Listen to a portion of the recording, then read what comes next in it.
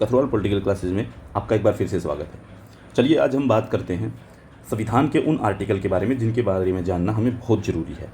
ठीक है, तो यहाँ पे एक टेबल दी गई है जिसके अंदर संविधान के आर्टिकल हैं और उनको जोड़ा गया है कि थोड़ा सा ब्रीफ डिस्क्रिप्शन दिया गया है कि उनके अंदर क्या क्या है, जो पेपर के लिए इंपॉर्टेंट बनते हैं कि ये पेपर में पूछने की ज़्यादा संभावना रहती है।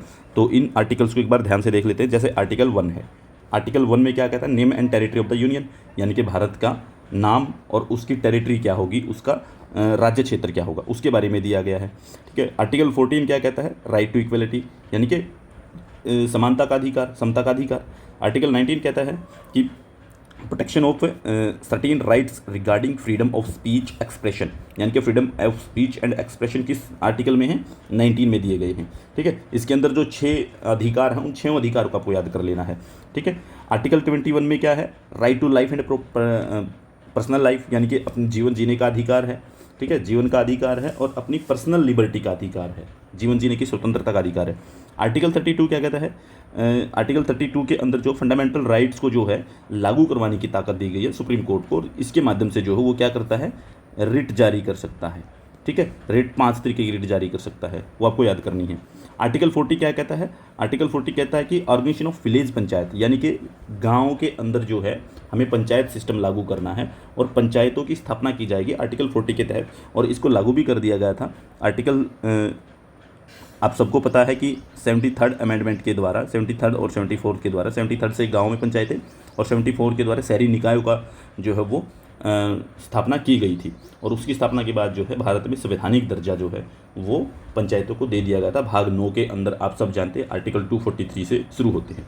ठीक है, आर्टिकल 44 क्या कहता है, यूनिफॉर्म सिविल कोड की बात करता है कि यानी कि समान नागरिक संहिता होनी चाहिए, सबके लिए एक जैसा कानून हो। ठीक है, और उसके बाद जो है आर्टिकल 48 क्या कहता है, ये कहता है कि protection and improvement of environment, यानी कि पर्यावरण संरक्षण के लिए हमें कुछ प्रयास करने, ये हमारी जो है डीपीएसपी के अंदर आता है। आर्टिकल 50 कहता है separation of power judiciary from the executive, यानी कि कार्यपालिका से न्यायपालिका का पृथक्करण होना चाहिए।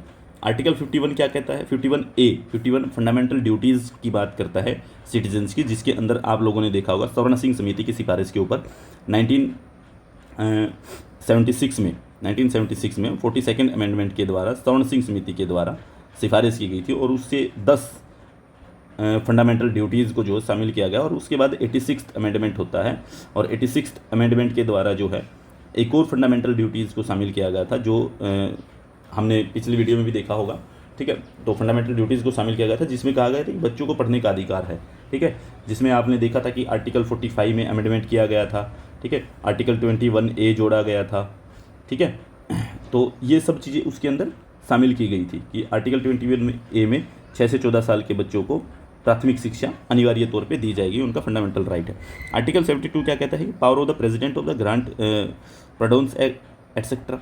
अभी क्या कहता है कि यहाँ पे उसको शक्ति दी गई है कि भारत का राष्ट्रपति जो है वो किसी भी व्यक्ति को समाधान की शक्ति रखता है, उसको क्षमा कर सकता है। और आप सबको पता है क्षमा 5 तरीके का दिया गया, 5 तरीके की क्षमा होती है, वो आपको देख लेनी कौन कौन सी है।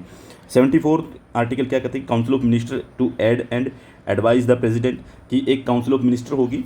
प्रेसिडेंट जो है आप सबको देखना है कि आर्टिकल 74 के साथ में आपको आर्टिकल जो 53 है, 53(1) प्लस में आर्टिकल 74(1), इनको जोड़ करके पढ़ना होता है आप लोगों को।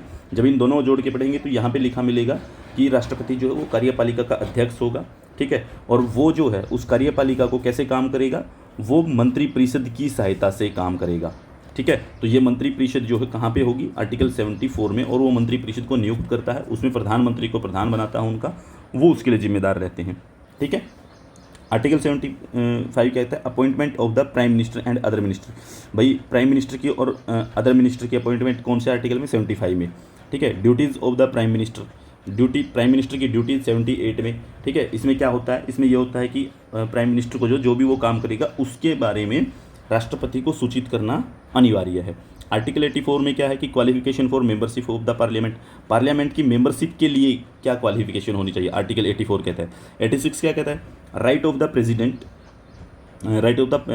President to address and send message to the house of parliament, यानी कि वो हाउस ऑफ जो पार्लियामेंट है, पार्लियामेंट को मैसेज भेज देगा कि ये एड्रेस कि वो मीटिंग को एड्रेस करना चाहता है कि भाई हाँ हाउस ऑफ पार्लियामेंट जो है संसद को वो एड्रेस करना चाहते हैं, इसके लिए वो मैसेज करता है आर्टिकल 86 में। आर्टिकल 123 क्या है कि ऑर्डिनेंस की पावर दी गई है। आर्टिकल 123 में ऑर्डिनेंस की पावर दी गई है राष्ट्रपति को, ठीक है, कि वो अध्यादेश जारी कर सकता है आपातकालीन परिस्थितियों के अंदर जब संसद ना चल रही हो। आर्टिकल 124 जो है establishment and constitution of the supreme court, supreme court किस आर्टिकल में बनाया गया है 124 में, ठीक है। उसके बाद 155 अपॉइंटमेंट ऑफ गवर्नर, गवर्नर को कौन से आर्टिकल के तहत अपॉइंट किया जाएगा 155 के तहत। Advocate general of the state, advocate general of the state किस में आर्टिकल 165 में, ठीक है। 356 प्रेसिडेंट्स रूल इन स्टेट, राज्य में प्रेसिडेंट रूल लागू किया जा सकता है, वो 356 में है, ठीक है। 368 में power of parliament to amend the constitution, संविधान को संशोधन करने की शक्ति जो है किस आर्टिकल में 368 में।